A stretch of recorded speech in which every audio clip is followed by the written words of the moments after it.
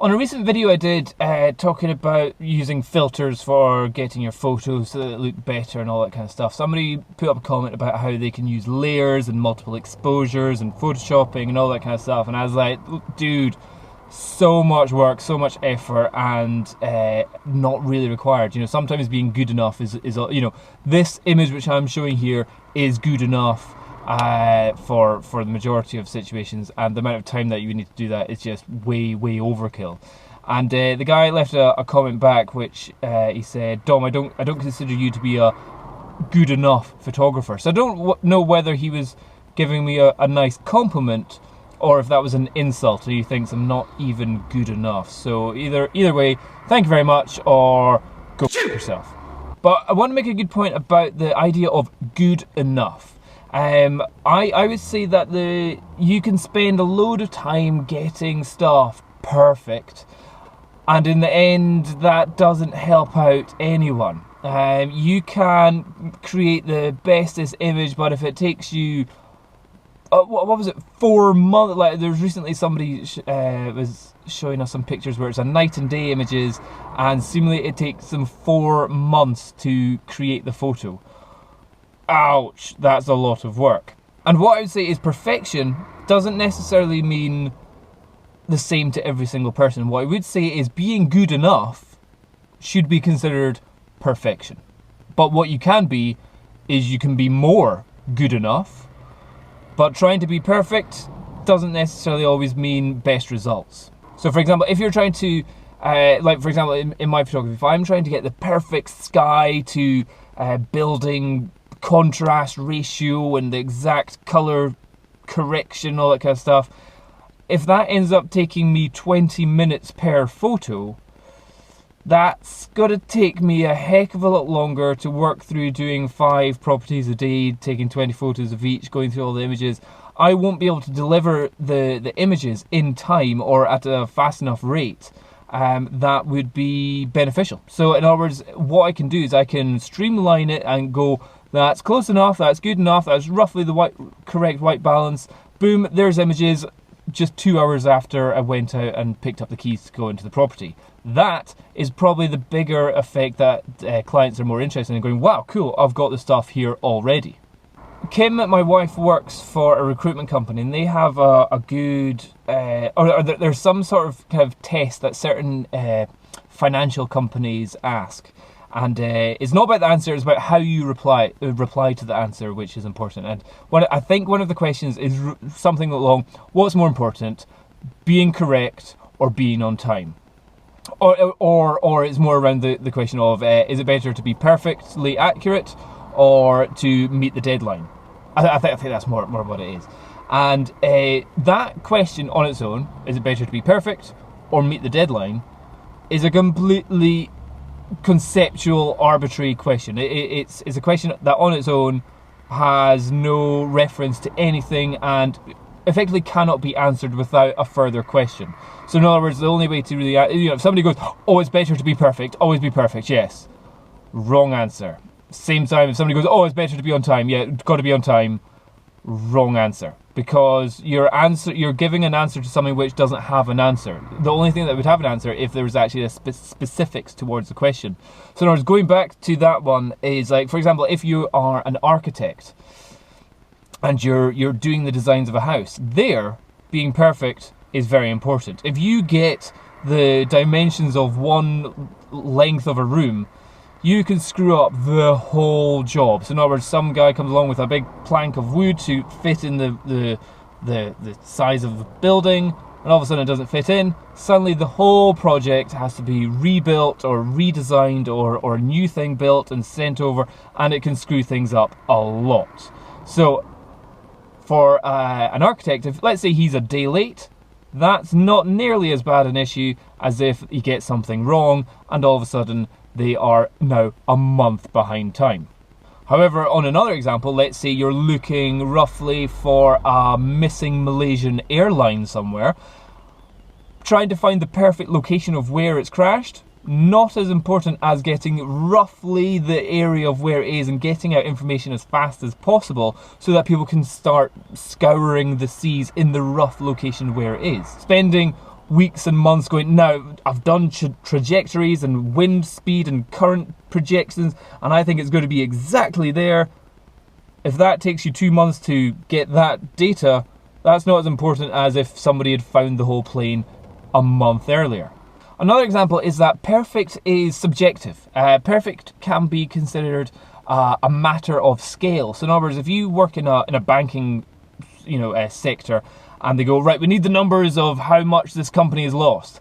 If you go, right, they have lost 4.8 billion, 360, oh, no, I need to figure out the exact last numbers. Getting the perfect number all the way down to the last penny is not as important as going, hold on, you've just lost £6 billion.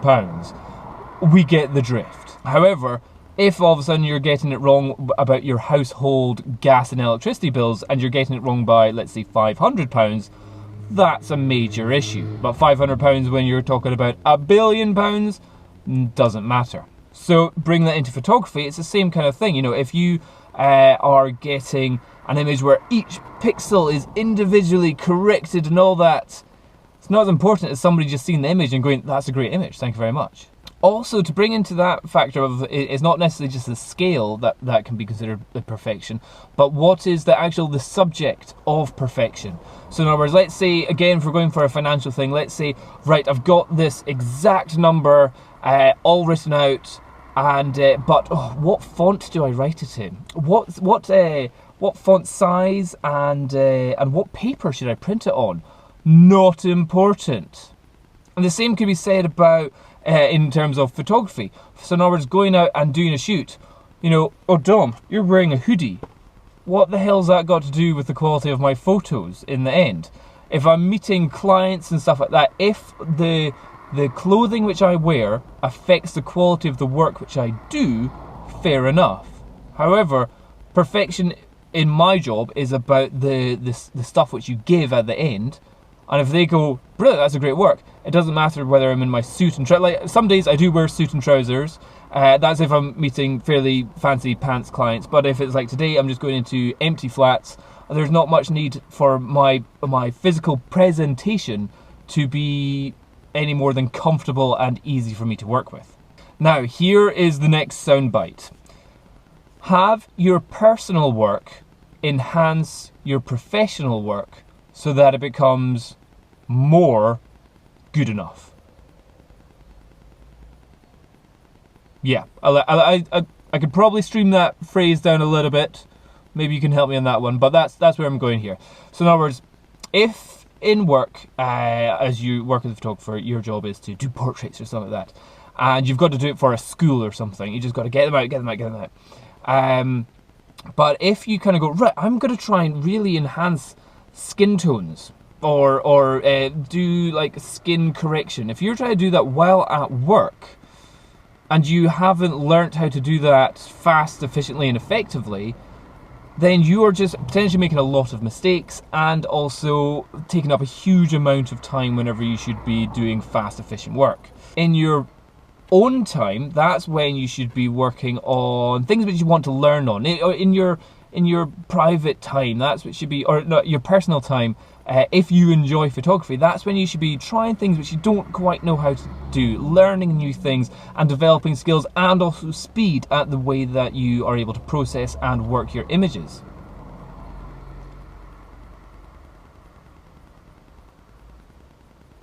So for example, for a company which I'm shooting for just now, in their previous property photography images, they thought that was good enough. They were going along with pretty much a point and shoot and taking a photo and put it online. I have come along, and my efficiency and speed and speed of work and all that kind of stuff has made what they thought was good enough, they kind of go, oh no, now this is what is good enough. So mine is vastly superior to what there was before, but at the same time there's no sort of consequence in terms of time or effort expended by the actual company themselves. And at the same time, their clients are being enhanced by the fact that they're happier, and also they're able to get their images nice and quickly. If they're saying, yeah, we're getting a professional photographer out, we'll get the images next week, they may be going, but I want my property on the market straight away.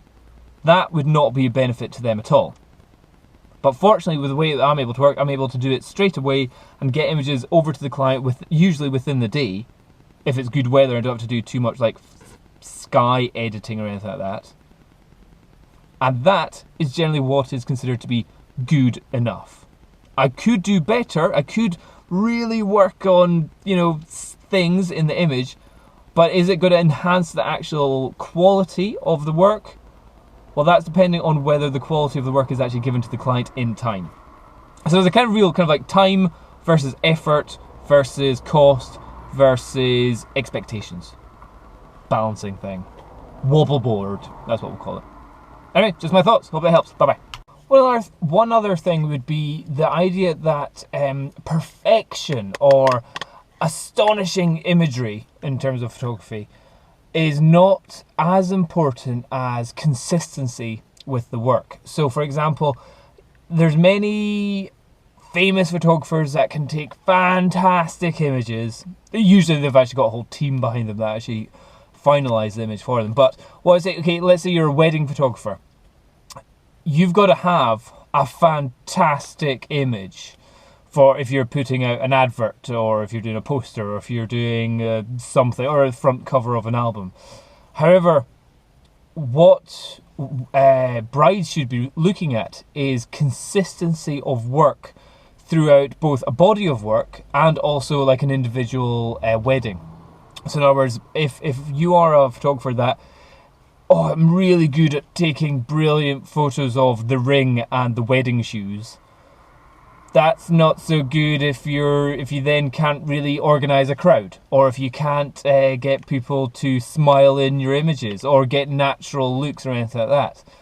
So like I would always advise, if you're a bride and you're looking for a photographer, what you want to do is both look through their a full wedding album, not just their promo album, not just their look at the cool photos of the interesting brides and grooms that we've got, but a real life wedding where it's a normal couple and it's throughout a normal wedding day, and checking that their images throughout are actually all fairly consistent with themselves, and aren't having like major variances of, oh, they're all brilliant in the sunshine, then they went indoors and now it's crap. But also on top of that, having a variety of wedding albums is important, so that they can go, right, it's not just a case of that was a fantastic weather day, that was a good location, that was a gorgeous people getting married, but let's see what it looks like over 3 wedding albums. Cool, okay, so that was in a cold winter climate, that was a summery one, that was in a beach one. Okay, cool, you can cover it, that's all good. So that's where consistency is perfection. And that's where, you know, if somebody looks at all your images, might go, yeah, they're all fine. Being fine is fantastic. Having somebody go, wow, that's amazing, is really nice. But if they go, wow, it's amazing, the rest of the stuff, where is it, or what's going on, is not nearly as good as somebody going, that's good, that's good, that's good, that's good, that's good, that's good enough for me. So I fully promote really working on your expertise, your skills, and challenging yourself in your own private and personal work. However, whenever it comes to jobbing work, so for example, weddings or portraits or schools or stuff like that, figure out what the client really needs, the level of quality that the client is expecting, and try and do a job which is good enough. But use your personal work, which should be more astonishing, brilliant, fantastic. Use that to get the job in the first place. Just my tip. Hope that helps. Bye-bye.